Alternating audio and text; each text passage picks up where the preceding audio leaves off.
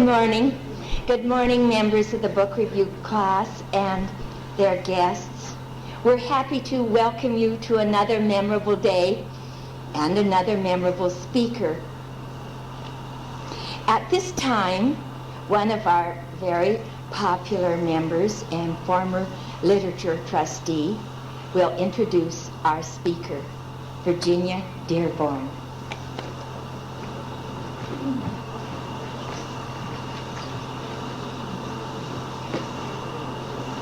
Thank you. It is a pleasure to introduce Dr. Gary Culbert. He was born in Eau Claire, Wisconsin. He and his wife Sandy, who is beside him, the lucky lady, have two children, Emily and John, and a beautiful old 1920s home with a huge living room full of books off Green Lake. He has his BA from St. Olaf College, where he was, of course, Phi Beta Kappa. He has his MA from the University of Chicago. He has his PhD from the University of Wisconsin. From 1972 to 1981, he was an assistant professor of English at the University of Washington. His academic degrees are 19th century American Lit, modern literature, the English language, and Shakespeare. I asked him one time in the Gold Room when we were casually before a classic lit class, I said, Gary, you're always talking about reading this novel and that novel. How, as a teacher, because I was, as many of you know, a teacher, as many of you were, a teacher for many years, and you don't have much time to read novels, correcting papers and all. And he said, I couldn't live without it. I have a real need. I have to find time. And I thought, isn't that wonderful? He also, I discovered in his home, is a book collector. Actually, he is an editions collector. And I want you, if you have some old books around your home, to look. It's mid to late 19th century, 1868 to 1894, roughly.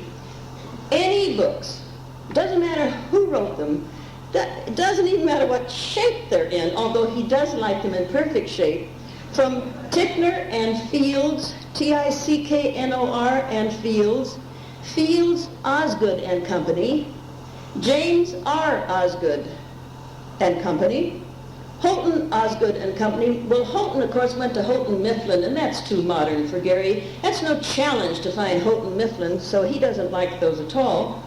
James R. Osgood and Company, and Osgood something or other and Company. I can't read his writing. I had him jot them down for me so I could look at old book sales.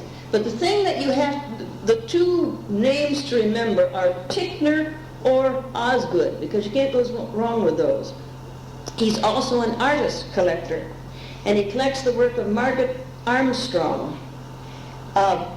She is a flowers illustrator. Her flowers are perfectly lovely, and much of the time it's unsigned, but it'll be from 1870 roughly to 1890, and sometimes she'd have MA on her covers.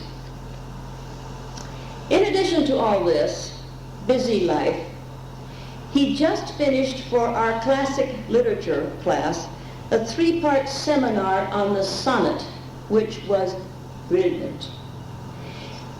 He also has taught various authors. Usually he gives 2 hours. Sometimes, with Ralph Waldo Emerson, he got carried away and did 6 sessions on Emerson. Well, he said, I'll just finish up a little bit more on Emerson, and we were off and running for another 3 weeks. He's done Thomas Hardy for us, Gerard Manley Hopkins, A.E. Housman, Walt Whitman, Emerson, of course, Mark Twain, William Dean Howells, a great favorite of Gary's, and Emily Dickinson, for whom their daughter, is named.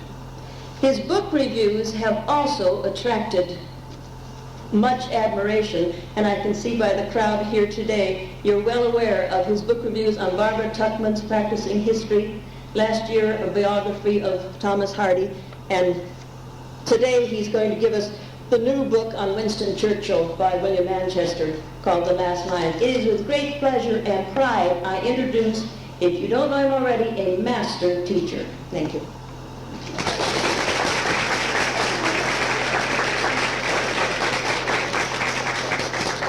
Thank you, Virginia. It's 11:30, time to go.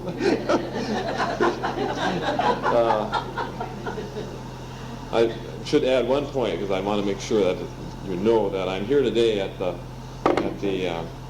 will of my principal, where I currently work at Eastside Catholic High School. So this is part of, they're willing to let me go as long as it's the public and they get credit for having me out here among the real world. The book at hand is this one, The Last Lion, by Winston Spencer Churchill. And as you can see, I've got about, I think, 6 two-hour sessions worth of quotations and passages that I'd like to read to you from it.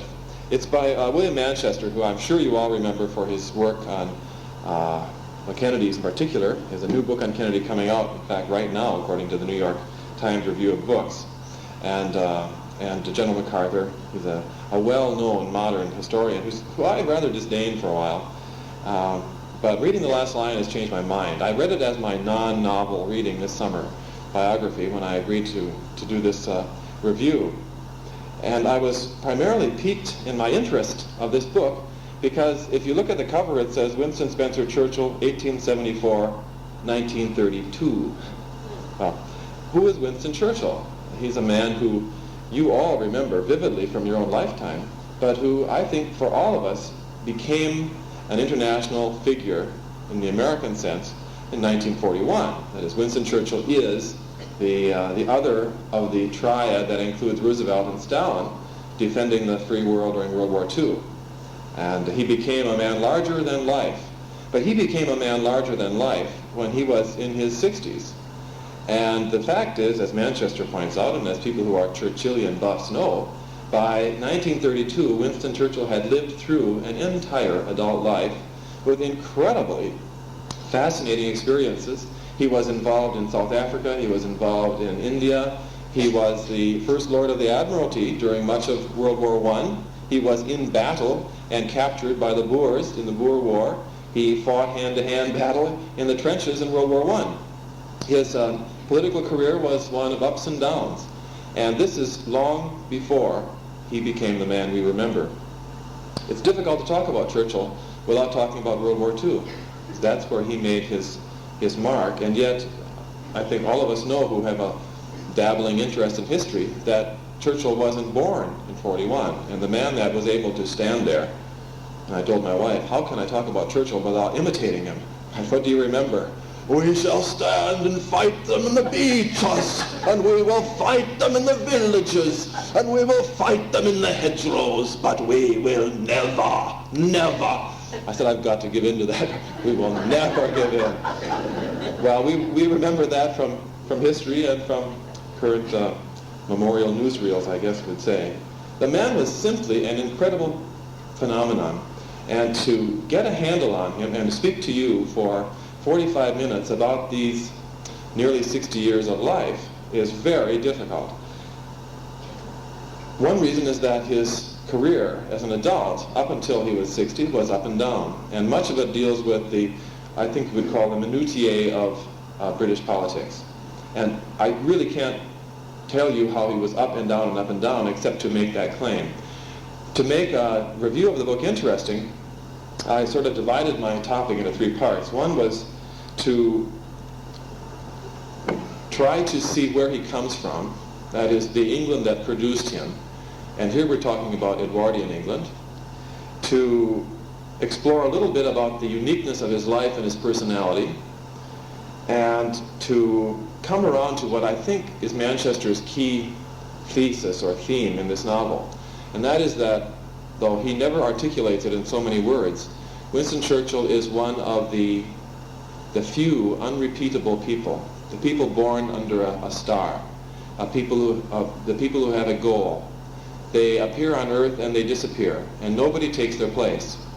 They are the people who can, as Churchill did, stand in gunfire and know they're not going to be hit. I have one strong visual image of that from the film. I don't know if any of you saw the movie Apocalypse Now. There's a general in that movie, played by Robert Duvall, who is a madman. And he stands on the beach of Vietnam, where the war is set, and the soldiers are lying, digging themselves in the sand, and the bombs are coming in. And this general stands there like this. He cannot be killed. And reading this biography of Churchill, I thought throughout, that's Churchill. He can't be killed.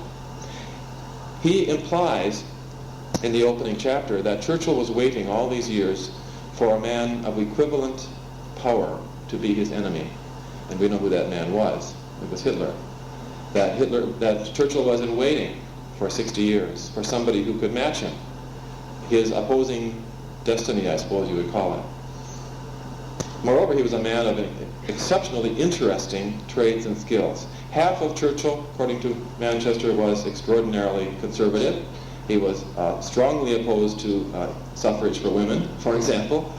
He was conservative on colonial issues. He was not willing to treat Gandhi or Nehru with respect because they were not white. And he was very slow to consider freedom for India, for example.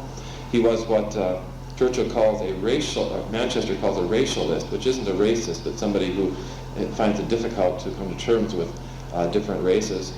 He was a man who in many ways never grew out of the Victorian and Edwardian era where England ruled the world. He's also a brilliant writer, one of the great historians of the 20th century, and a man whose individual traits, I think, make him fascinating by any standards. A wit, for example. His fidelity to his wife, the great love affair with Clementine, his wife, who you remember as Clemmy from World War II. His background. Churchill never, in nearly 90 years of life, never drew his own bath, according to Manchester. He didn't know how to draw a bath. Well, where does that come from? I have selected a large quantity of passages to touch on and read to you. I'll try to do them with some deftness to keep you interested. I'd like to look first at the background of Churchill. And at the end of the hour, I'd like to take time to read you a few short passages about giving examples of Churchill's wit, which I think you might enjoy. Okay, the first point, what is the key quality of Britain that makes Churchill so representative of his nation in its, I would think, in its decline? Manchester touches upon a quality that I've never seen used as the key to British power, I guess we'd call it. He calls it hauteur, H-A-U-T-E-U-R. That is, the British find it difficult to see anybody as quite like themselves. And that gives you an egocentric stance or vision in the world, that if you are of the proper rank, as Churchill was, a descendant of the Marlborough family, born in Blenheim Castle, as you know, gives him power. Let me read you a little bit about this to see if you catch Manchester's point. Robert Laird Collier, an American, touring England in the 1880s, wrote this: "No people are so disliked out of their own country. They assume superiority. And this manner is far from pleasant to other people. They are overbearing and haughty. I have never seen among any people such rudeness and violation of good breeding. As a nation, they are intensely selfish and arrogant." Manchester goes on, "In their splendid isolationism was British before it became American. Englishmen looked disdainfully across their channel and said, 'The Wogs begin at Calais.'" Now, we know what the Wogs are. Thomas Cook lectured the French on the can-can as a sign of national decadence, performed with, as Cook said, an unnatural and forced abandon.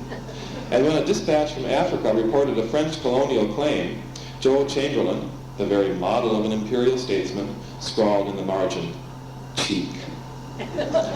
England issued the first postage stamp, the penny black, in 1847, and in an act of conceit undiminished by the fact that it was unintentional, the stamp bore a cameo of the Queen and nothing else.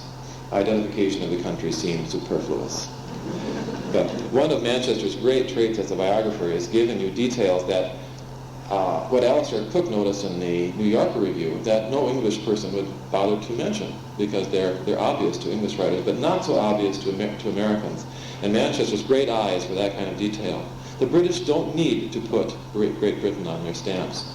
It's this quality of egocentric vision, the world centers on me, that I think most closely symbolizes what Churchill was as a man, according to Manchester. He was, according to this historian, a type of person called, here I want to make sure I get this right. The extroverted intuitive. Let's think what this means. He says, if you look at the photograph that Yusuf Karsh, the Canadian photographer who understood him, caught, you see this. Just before Karsh triggered the shutter, he reached out and yanked Churchill's cigar from his mouth. What you see in that picture is an endomorph. Endomorph is somebody who's pudgy, deprived of his pacifier. Do you remember that photograph? I think maybe you do. If you look closely, however, you may catch a glimpse of something else. A man ruled by his instincts. In triumphing over his physiognomy, Churchill had become an aggressive extrovert, but at the same time he had developed into a rare type, the type Jung called, the extroverted intuitive. And it was not his surface toughness, which changed the history of the world. Jung wrote, "The intuitive is never to be found among the generally recognized reality values, but is always present where possibilities exist. He has a keen nose for things in the bud, pregnant with future promise, thinking and feeling. The indispensable components of conviction are, with him, inferior functions, possessing no decisive weight. Hence they lack the power to offer any lasting resistance to the force of intuition." It's a very crucial passage from Manchester. It appears on page 19. That's how early in the book he wants us to think in these terms. What does Churchill have that made him unique from all other politicians in World War I, when he was not prime minister and when he acquired the status of a great deal of blame for the failure in the Dardanelles campaign? According to Manchester, is the ability to see the world cosmically, to see relationships. Manchester argues a very strong case that had the British Navy and Army attacked the Dardanelles as Churchill, who was the great advocate of that campaign, first imagined it to be done, the war would have stopped about 2 years earlier. It was the one chance to break what you all remember as the great trench stalemate of World War I. That is, the other politicians can see only in terms of immediate facts, immediate figures, cannot see in terms of the world. And Churchill's great insight is that he moves intuitively to the heart in global terms of a political situation and pushes it. I think it's an interesting point, and there are other elements that are consequences of this trait that are less attractive. We'll come to them in a minute. What was the England that he was born into? Well, Manchester's marvelous in his exploration of Edwardian England. I just read a quotation where we talked about how the British are so easily superior to the morals of other countries. But the most astonishing feature of this book, when you look at Churchill's past, is the moral world in which he was born. He was not an ordinary man. His cousin was a duke. He was the son of the second son of the Duke of Marlborough, born in the premier castle of England. Manchester goes at length, and several of these are descriptions of the sexual and social mores of this world. His father was Raymond, as you might remember, and his father, the Lord, was a man who hated his son on sight. Hated his son on sight. The most poignant elements in this book are the passages where Manchester quotes letters that the little boy, sent off at the age of 7 to school, writes to his father. I might read you one, if I can find it here.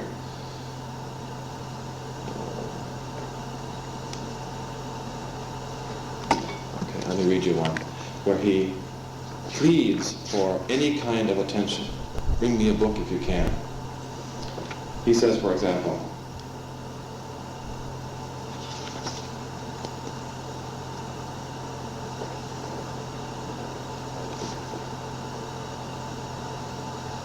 his pathetic pleas were unanswered.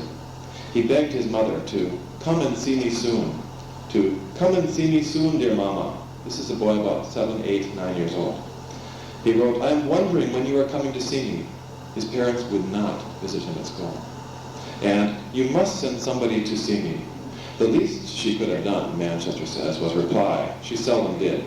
On June 8, 1884, when he was 9, his accumulated resentment flared briefly. It is very unkind of you not to write to me before this. I have only had one letter from you this term. The back of one of his notes tells us something about her priorities. On it are scribbled lists of guests for 2 dinner parties. She had time to entertain Sir R. Peel, Consuelo, that's Vanderbilt, the Duke of Portland, Lord Marcus, and 16 others, but she couldn't spare a few minutes to slake her small son's thirst for a line or two of love. She planned feasts for her friends. Winston asked for bread, and she gave him a stone.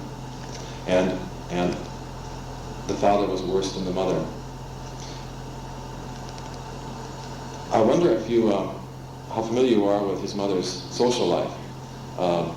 Jenny Churchill was, the French called them les grandes horizontales, the great horizontal women. And Manchester uses her as an example of the ethic of the society that Churchill was raised in. Now keep in mind that Churchill did not hear the word ethic until he was an adult on a troop ship to India. That is, ethic did not mean anything to him. He was raised in a world where ethics were irrelevant. Mores were the rule. And Jenny Churchill, who he loved intensely, was so busy with her affairs that Churchill was deprived not only of fatherly support, which is very common, but totally of motherly support at the same time. I want to keep this in mind when we consider his own adult life. Let's look at this acid paragraph that Manchester offers us about Jenny Churchill. Toward the end of her life, the novelist, George Moore, said that she had slept with 200 men. That is absurd. She was far too fastidious for that. And only she would have known the figure anyhow. But though far from promiscuous, she had certainly led an active romantic life. Her lovers are known to include, okay, these are the known lovers, Count Kinsky, Henri Breteuil, Thomas Trafford, Baron Hirsch, Sir Edgar Vincent, later Viscount d'Alvernon, Lord Dunraven, Herbert von Bismarck, Henri Le Tonnelly, Norman Forbes Robertson, Hugh Warrender of the Grenadier Guards, a cavalry officer named Kincaid Smith, the American Burke Cochran, Bourget, William Waldorf Astor, Harry Cust, a soldier named Taylor, a man called Simon, an Italian named Casti, and Albert Edward of the House of Saxe-Coburg, eldest son of Queen Victoria, Prince of Wales, and later King Edward VII. It's a beautifully written list, and about as acid as you can get. Right? A man called Simon. I was uncertain how to present this to you, because I came to believe, reading Manchester, that it's his parents and his world that created this man. The consequence of having those people as his relatives turned him into a man who had nobody to rely on but himself as a young boy. He refused to respond to teachers, and so he, like so many other geniuses, is given to us by Manchester as a boy who is absolutely irascible in school. He would read all night what he chose to read and then fail his exams. He failed to get into Sandhurst, I believe, twice before he finally was helped in with influence and barely passing the test. Well, why is that? Why do people do that? They do that because if they don't rely on themselves, they have nobody to rely on. And when you're let down by your mom and dad at the age of 7, you don't trust many people after that. One of the paradoxes of this, I was talking about this with a colleague before school this morning, is that this man came out of the Churchill background, his brilliant, irascible father, who died as a young man of syphilis, as you probably know, and his mother, who was one of the great lovers. Churchill, as a matter of contrast, met, fell in love with, and married, and became one of the great marriages of the 20th century. As you know, the two of them lived happily way on into the late years. Why?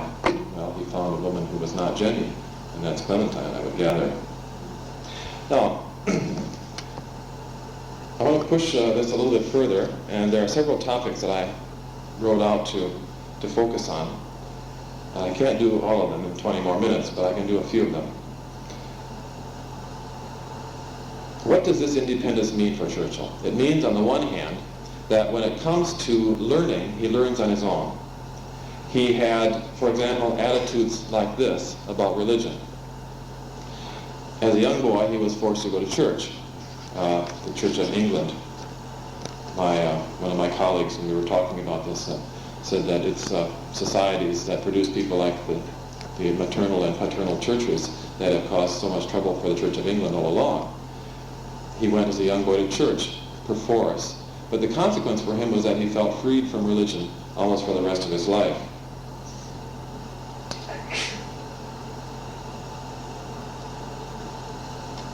We can easily picture Churchill in a pulpit. One cannot imagine him on his knees, Manchester says. In other words, you can imagine him more easily as a priest than as a believer. As a boy, he would say in later life, he had to go to church every week. And this was very good. I had accomplished in those years so fine a surplus in the bank of observance that I have been drawing confidently upon it ever since. Weddings, christenings, and funerals have brought in a steady annual income, and I have never made too close inquiries about the state of my account. It might well even be that I should find I have an overdraft. He wrote trenchantly of World War I. Religion, having discreetly avoided conflict on the fundamental issues, offered its encouragement and consolation through all its forms impartially to all combatants. Toward the end of his life, he said, I am ready to meet my Maker. Whether my Maker is ready to meet me is another question. To those who pressed him, he quoted Disraeli, sensible men are all of the same religion. Asked what that was, he quoted him again, sensible men never tell. What you see in Churchill's attitude towards religion is that it's something that he's perfectly in control of and feels no obligation towards. He's not going to be weak there or any place else. Clementine was driven insane during the years just before World War I when he decided that a brave man would learn how to fly. And here is a man who's one of the prime ministers in the government, the most important ministers, going up regularly in airplanes and crashing 2 or 3 times and walking away with his life. But for Churchill, it was the kind of thing that a man took and mastered and came out ahead on, just as he mastered everything else in his life, the great egocentric. What about his intellectual needs? Let me read you another one to show you how he responded in that absolutely unique and individual way, which you and I probably would not do because we tend to listen to people who know more and follow guidance. But Churchill was not a man to follow guidance. This is in reference to ethics. On the day his troopship left Southampton, a friend had told him, Christ's gospel was the last word in ethics. Churchill had been puzzled. What, he wondered, were ethics? Judging from the context, he assumed they meant the public school spirit, playing the game, honorable behavior, or patriotism. Then someone else remarked to him that ethics dealt not merely with what you ought to do, but with why it ought to be done, and that there was a vast literature on the subject. He knew tactics, he had some grasp of politics, but here in Bangalore, there was no one to tell me about ethics for love or money. He overheard a man using the phrase, the Socratic method. Churchill wondered who Socrates was, or had been. He made inquiries. They were unsatisfactory. He was told that Socrates was a contentious Greek hounded by a nagging wife, who became so troublesome that he was forced to take his own wife. But Winston knew there must have been more to it than that. More than 2,300 years had passed since the Greek's death, and people were still arguing about it. Such antagonisms, Churchill reasoned, do not spring from petty issues. Evidently Socrates had called something into being long ago which was very explosive. Intellectual dynamite, a moral bomb, but there was nothing about it in the Queen's regulations. So what does Churchill do? He writes to his mother, who, by the way, once he becomes an adult and is far away, shows some interest in him, and she sends him a box load of books. And he says, send me Darwin, send me Socrates, Plato, send me a book on ethic. And he educates himself. It's reading this that I'm reminded a little bit of Harry Truman, who was another man, as you probably know, who came from a humble background, but who educated himself with the same sort of intensity of will, and really made himself almost a great man in the process. What else is he? Well, he's a man who courts death, not only in airplanes, but in battle. And I have 2 or 3 paragraphs here to read to you if I did, showing what he would do as he stood up and accepted the challenge of the bullet. But I'm going to pass over those and move on to the context of that courting. And that is that Winston Churchill was a man born charmed with luck. There are a couple of nice passages here that I'd like to present to you from this book.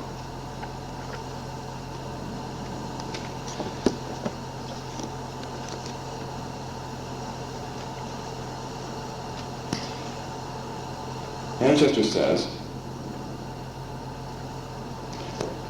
as we read Churchill's account of his experience in South Africa where he was captured, we tend to say this has to be the experience of a man reflecting his own ego. But other people who saw the experiences that Churchill went through confirmed it. Defeat. If Englishmen showed pluck and daring, if they were loyal to their queen and their manhood, Britain would always win through. St. George was sure to slay the dragon in the end. The facts, however, ugly, were longer to suit the Churchillian preconception. That is, Churchill believed that Britain would win in the end. Those who have other memories of combat turn away troubled.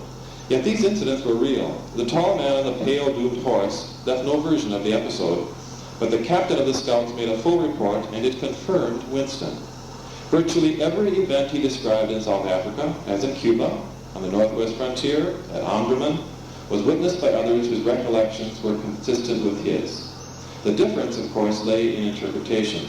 Winston fashioned his own reality, created his own life. I had thrown double sixes again, he wrote after he had been saved from the Boer riflemen. He did it over and over. He had reached the prison latrine just as the sentry was lighting his pipe, had found the one train door of the one train which passed through Pretoria that night in his escape, had blindly knocked on the door of the one man in the mining district who could and would help him through to the Portuguese border. And he had been spared 1,000 times in battle since then, while the first bullet had found poor Jack. So it would continue throughout the march with Roberts, and if his view of life under Bobs was fantastic, one can only observe that in his case, life was, and continued to be, remarkably melodramatic. The context of that passage is perspective. Churchill shapes the experiences he's in the context of his sense of history.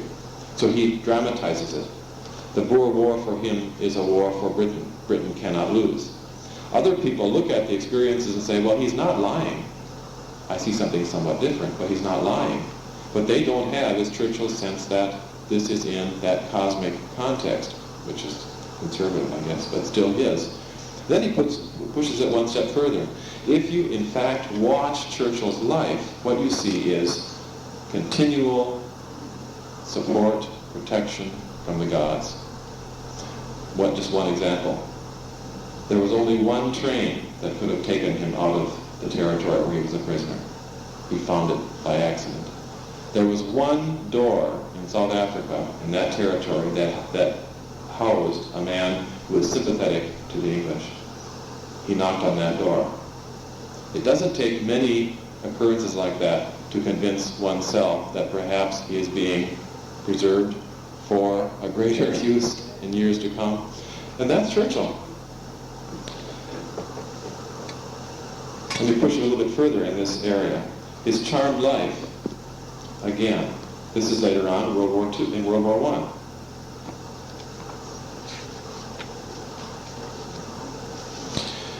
This is in the context of conversations with the poet Siegfried Sassoon.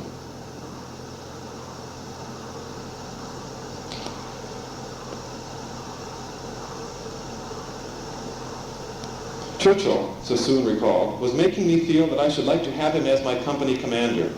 There came a point, however, when the conversation developed into a monologue. This is on the battlefield. Pacing the room with a big cigar in the corner of his mouth, he gave me an emphatic vindication of militarism as an instrument of policy and stimulator of glorious individual achievements.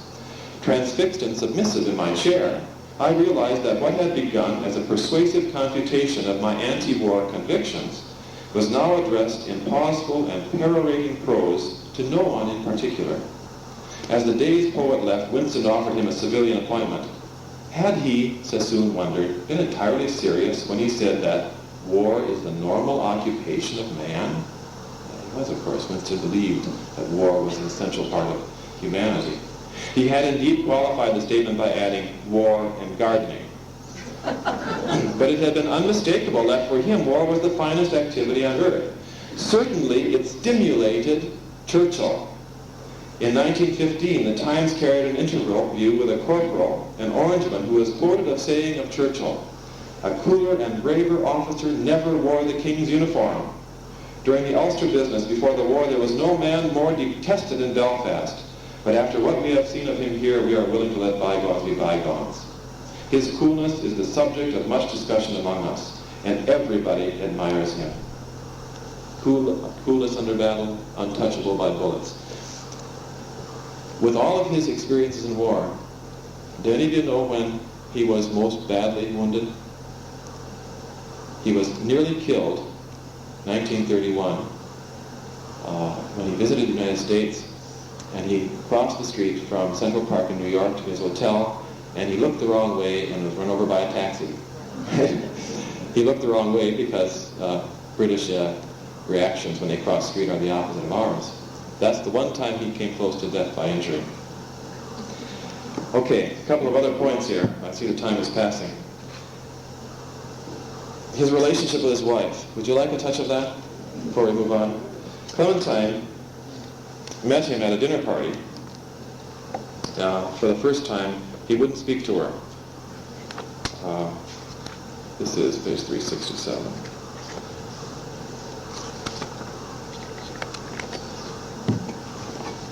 He didn't know what to say when he met young Edwardian women. The only subject which really interested him was himself. He knew none of the delicate moves that could lead to intimacy. For example, he didn't know how to peer down Pennsylvania Avenue, as it was called, that is, discreetly glancing down a girl's décolletage to admire her breasts. In mixed society, he was a combination of Wellington and Peel. I have no small talk, and Peel has no manners, the Duke said. If Churchill felt cordial, he might ask the woman her age. So here he is. He's sitting at this dinner party, and Clementine remembers his one comment here. For a long time, he remained sunk in abstraction. Then he appeared to become suddenly aware of my existence. He turned on me a lowering gaze and asked me how old I was. I replied that I was 19. And I, he said almost despairingly, am 32 already. On reflection, he added thoughtfully, younger than anyone who counts, though. Then savagely, curse ruthless time, curse our mortality. How cruelly short is the allotted span for all we must cram into it. He burst into a diatribe on the brevity of life and ended, we are all worms. But I do believe that I am a glowworm. There's classic Churchill. I want to give you a little bit more of this. He proposes to her. We have a nice description of her credentials to be the wife of him, which I don't have time to. But I want to touch on love and faithfulness too, because I think his letters to Clemmy are really precious and deserve being read to you a little bit. His love and faithfulness, 401.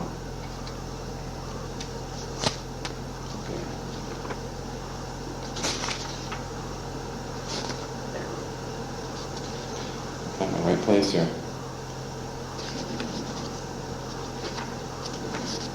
Okay, love.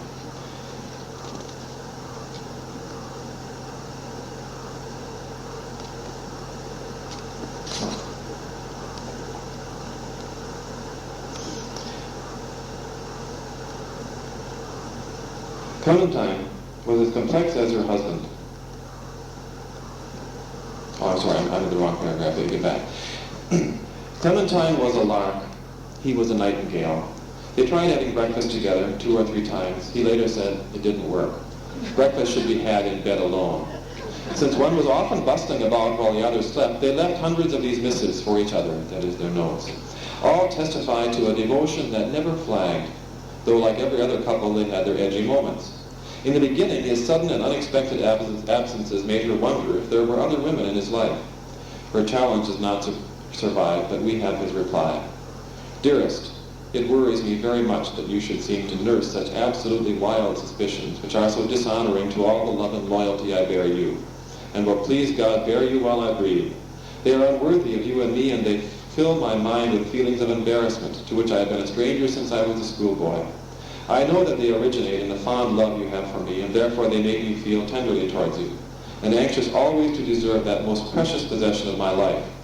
But at the same time they depress me and vex me, and without reason. We do not live in a world of small intrigues, but of serious and important affairs. You ought to trust me, for I do not love, and will never love, any woman in the world but you, and my chief desire is to link myself to you, week, by bonds which shall ever become more intimate and profound. Beloved, I kiss your memory. Your sweetness and beauty have cast a glory upon my life. You will find me always your loving and devoted husband, W.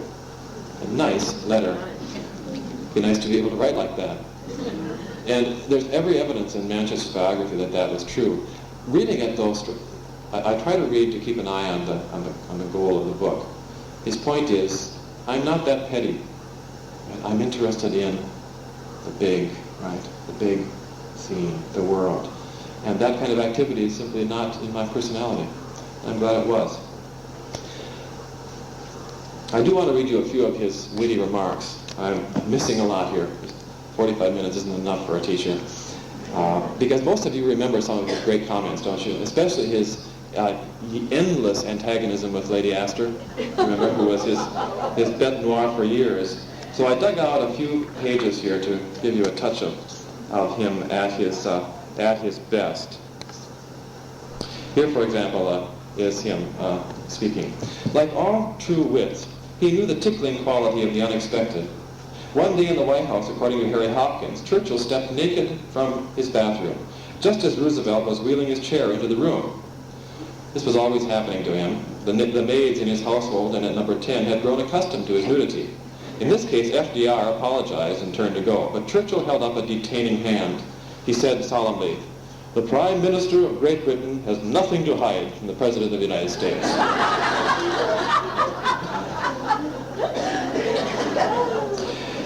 Before the Battle of El Alamein, he summoned General Montgomery and suggested that he study logistics. Montgomery doubted that he should become involved in such technical matters. "After all, you know," he said, "they say that familiarity breeds contempt." Churchill replied, "I would like to remind you that without a degree of familiarity, we could not breed anything." On his 75th birthday, a photographer said, "I hope, sir, that I will shoot your picture on your 100th birthday." Churchill answered, "I don't see why not, young man. You look reasonably fit and healthy." On his 85th birthday, a backbencher in the House, assuming that Churchill was out of earshot, told the member of Parliament beside him, "They say the old man's getting gaga." Without turning, Winston said, "Yes, and they say he's getting deaf, too." I'll give you a couple more as long as I've got your attention here.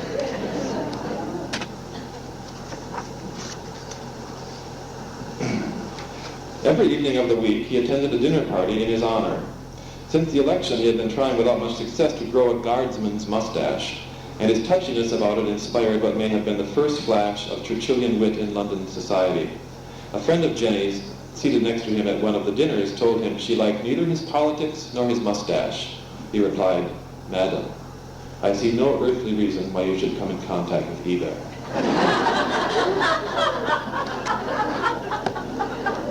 And one last example of this, as we're moving to 11:30. Even in his latter years when he was out of office, his wit could still wound. "Politics are very much like war," he said. "We even use poison gas sometimes." And once he devastated a hostile woman member of Parliament who berated him during a dinner party, ending her diatribe by observing with scorn, "Mr. Churchill, you are drunk."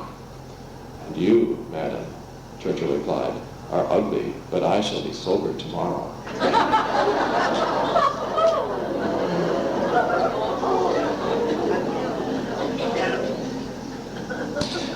A gushing woman once asked him, "Doesn't it thrill you, Mr. Churchill, to know that every time you speak, the hall is packed to overflowing? Winston said, "It is quite flattering, but whenever I feel this way I always remember that if instead of making a political speech I was being hanged, the crowd would be twice as big." This book is crammed with Churchill's wit. Let me pull myself around now to a conclusion on this. Should you read the book? Yeah, you should read the book. And I feel a little bit remiss because I've given you a lot of Churchill and not as much of Manchester as I want. But this was on the belief that if you read the book and you hear me reading some, if you hear me reading some of the excerpts, you'll get a sense of Manchester's tart and really intelligent vision about the man.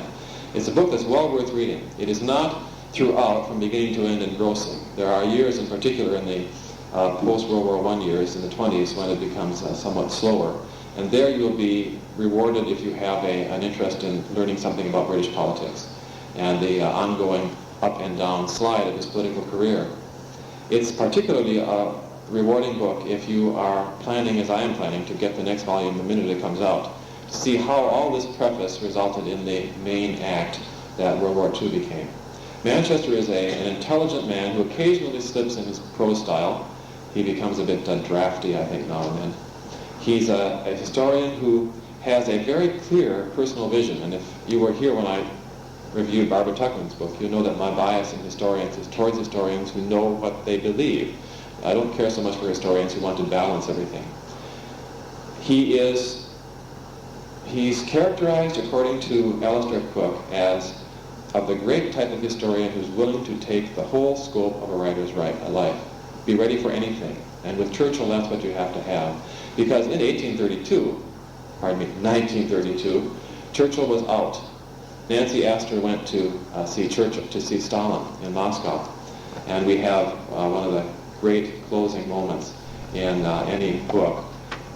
Stalin comes up to Nancy Astor and says this to him. Stalin was receiving a British delegation led by Lady Astor. He inquired about politicians in England. Chamberlain, she said, Neville Chamberlain, is the coming man.